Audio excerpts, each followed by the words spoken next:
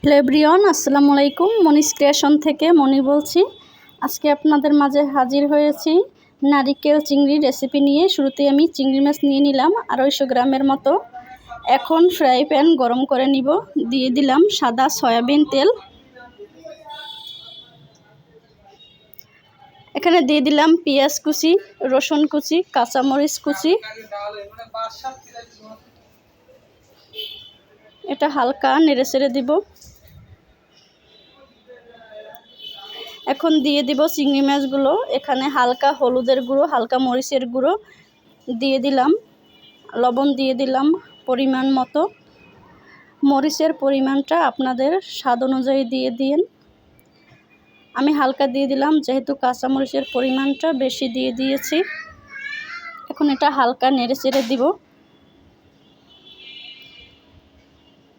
এখানে কোনো পানি অ্যাড করব না, হালকা আঁচে রেখে দিব।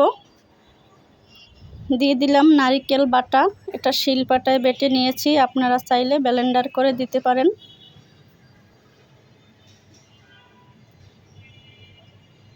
গ্যাসের আঁচ একেবারেই লো দিয়ে দিব। মাঝে মধ্যে হালকা একটু নেড়ে চেড়ে দিব।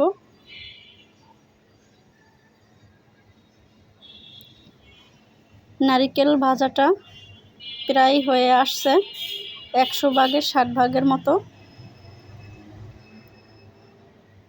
জুড়ো জুড়ো হয়ে গিয়েছে। এখন এটা উঠিয়ে সাজিয়ে নিব।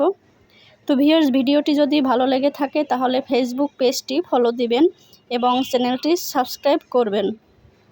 সবাই সুস্থ থাকুন, ভালো থাকুন। আল্লাহ হাফেজ।